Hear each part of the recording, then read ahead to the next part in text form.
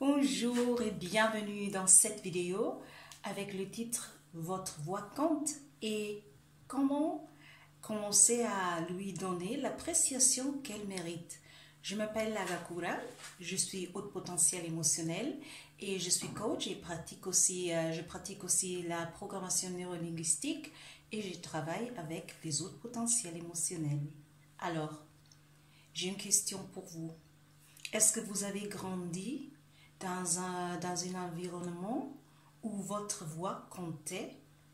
Est-ce qu'on vous a donné la sensation, l'impression que ce que vous disiez, ce que vous sentez en tant qu'enfant était important pour les adultes dans votre environnement, soit vos parents, d'autres familières, les professeurs par exemple? Mais si vous pensez dans votre enfance, comment est-ce que vous avez vécu les expériences quand vous étiez en train d'exprimer vos émotions, vos pensées, vos déceptions, vos peurs, ou même quand vous vous sentez triste? Est-ce que vous avez grandi avec l'expérience qu'on vous écoutait et que votre voix comptait? Ça, c'est ma première question pour vous. Alors, si c'était le cas, c'est magnifique. Et c'est comme ça que ça devrait être. Mais nous savons aussi que pour beaucoup d'entre nous, ce n'était pas notre expérience avec les adultes dans notre entourage, notre environnement. Et parfois, même comme haut potentiel émotionnel, nous avons grandi avec les commentaires qui disaient que nous étions trop sensibles, ou vas-y, laisse tomber, pourquoi tu es en train de pleurer encore, ou même des choses comme arrête de pleurer et après tu peux continuer à me parler. Des choses comme ça, des choses où nous avons eu la sensation que on nous écoutait pas. Alors, on peut dire oui, je t'écoute, mais écouter en tant que sentir ou nous donner l'impression que on nous entendait. Ce n'était pas le cas pour beaucoup parmi nous, et c'est pour ça que ça aussi a eu une influence, premièrement, que maintenant, parfois comme adultes, nous avons adapté ce comportement des adultes de notre enfance vers nous. Alors que maintenant, c'est nous que nous écoutons pas à nous-mêmes. Que parfois, nous admettons pas notre émotion ou notre pensée, notre doute ou le douleur, et notre dialogue comme avec nous-mêmes, c'est comme ce n'est pas le moment maintenant de pleurer. Ce n'est pas le moment maintenant de dire comment je me sens. Allez, pourquoi est-ce que je ne peux pas laisser tomber comme les autres? Pourquoi est-ce que je dois toujours prendre tout si sérieux? Alors maintenant, avec cette expérience, nous a mené à adapter ce type de comportement et de dialogue avec nous-mêmes. Ça, c'est une chose. Et la deuxième chose, que beaucoup entre nous nous retrouvons autrefois dans les environnements, dans les entourages, dans les cercles, avec les gens qui ne nous écoutent pas, qui nous disent quand nous disons comment nous nous sentons, qui parfois, par exemple, ils font comme ils ont l'intention de diminuer notre expérience, de dire ce n'est pas si grave, tu exagères, tu es trop sensible. Même comme adulte, ça peut nous passer de nous retrouver dans les cercles qui nous disent les choses qu'on nous disait quand nous étions enfants. Alors de répéter, disons, le film de notre enfance, même en tant qu'adulte.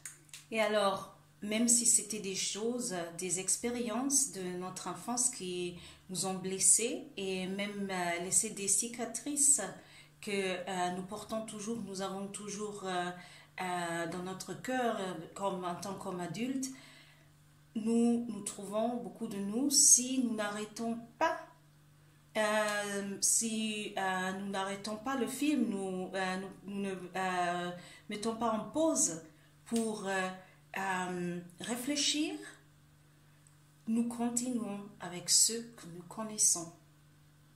Juste parce que c'est ça que nous connaissons dès que nous étions des enfants. Alors, si c'est votre cas, j'aimerais bien vous inviter. On va mettre le film en pause ensemble et commencer à réfléchir et vous demander, et c'est la seule personne qui a les réponses à cette question, c'est vous, parce que c'est votre vie, c'est votre enfance, de vous demander est-ce que ma voix comptait quand j'étais petite? Est-ce qu'on m'écoutait quand j'étais petite? Est-ce qu'on me prenait en sérieux quand j'étais petite? Quand je disais des choses qui m'ont blessée, quand j'étais en train d'exprimer mes émotions, de partager mes pensées, mes déceptions, même dire les choses que je ne voulais pas, est-ce qu'on m'écoutait? Et parfois, la réponse, surtout quand la réponse est non, ça fait du mal. Et permettez-vous de sentir ce que vous ressentez dans ce moment, dans le moment de réaliser que peut-être on ne vous écoutait pas ou vous ne vous sentez pas écouté. Ça, c'est aussi parfois important de le savoir, que parfois les gens disent oui, mais j'ai fait ça, je t'entends, mais il est aussi important de nous demander est-ce que je me sens entendu? Ça, c'est important. Est-ce que vous vous sentez entendu? Et parfois, cette réalisation, elle est dure. Et je me rappelle que quand j'ai commencé à faire ce travail d'entendre mon enfance, d'entendre les relations avec les adultes dans mon enfance, c'était dans les sessions de thérapie que j'ai eues. Et j'ai regardé à la thérapeute et j'ai dit, si je vous réponds à vos questions, à cette question, je me sens comme traiteur vers les adultes de mon enfance. Et elle me disait, non, il ne s'agit pas d'être un traiteur, il s'agit de, pour première fois, honorer vos expériences et vos sentiments. Nous ne sommes pas en train d'être des traiteurs parce que nous disons comment notre version. Mais il est important de faire ce pas qui est aussi un pas très important vers la guérison. C'est de voir les choses comment il était et comment nous les en vivions. Parce que la vie, parfois, il y a une phrase de la programmation neurolinguistique. Et cette phrase de la programmation neurolinguistique, elle dit que la carte géographique n'est pas le territoire. Qu'est-ce que ça veut dire? Ça veut dire que chaque personne, même si nous avons vécu la même situation, a sa version de comment entendre cette situation et qu'est-ce que ça fait avec la personne. Alors, notre version mérite aussi d'être écoutée. Alors, ça me mène à la prochaine, au prochain pas. Après d'avoir évalué les expériences d'être écouté ou de ne pas vous sentir écouté dans votre enfance, il est important de maintenant commencer à vous écouter à vous-même. Alors, détectez chaque fois quand dans votre dialogue intérieur, vous essayez de vous muer et de dire ah vas-y laisse tomber, je suis sûre qu'il ne voulait pas me blesser alors je laisse tomber. Non, non, non, de dire oui ça m'a blessé, oui je me sens comme ça, oui je suis fatiguée, je veux rester à la maison, je ne veux pas m'unir à cette rencontre aujourd'hui. Oui, alors de commencer à prendre en sérieux ce que vous ressentez, vos émotions, ce que vous pensez, vos déceptions, et de ne pas continuer, alors de couper le cercle vicieux que vous avez peut-être adapté de ce que vous avez vécu dans votre enfance. Et il est important que vous soyez la personne, ça commence avec vous. Parfois, nous aimerions bien voir que les autres nous traitent comme même nous ne nous traitons pas.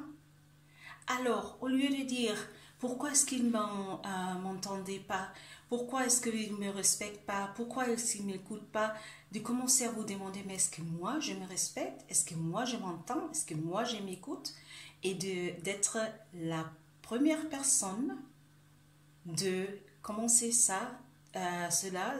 habitude de vous écouter dans votre vie. Et vous allez voir que vraiment, c'est là où aussi la guérison commence, parce que vous êtes en train de devenir votre meilleur ami. Et c'est là, c'est le plus important, parce que c'est vous qui passez 24 heures sur 7 avec vous-même. Il est important, et en tant que coach, ce qui est important aussi pour moi, c'est de vous aider dans ces vidéos. Je vous encourage aussi, parce que je sais de ma propre expérience que parfois c'est un travail qui est dur de le faire seul. Cherchez de l'aide, soit un psychologue ou un coach. Et si jamais vous avez aussi un intérêt de savoir plus sur mon travail en tant que coach, vous pouvez toujours me contacter à agakuracoaching@gmail.com et pour faire un rendez-vous pour découvrir mon travail, et si ça peut vous aider, ma manière de travailler en tant que coach, et en tant que coach qui pratique aussi la programmation neurolinguistique. Mais je vous invite de commencer à cette voyage de devenir votre meilleur ami. Parce que c'est le premier pas aussi, et un pas très important vers la guérison des blessures du passé.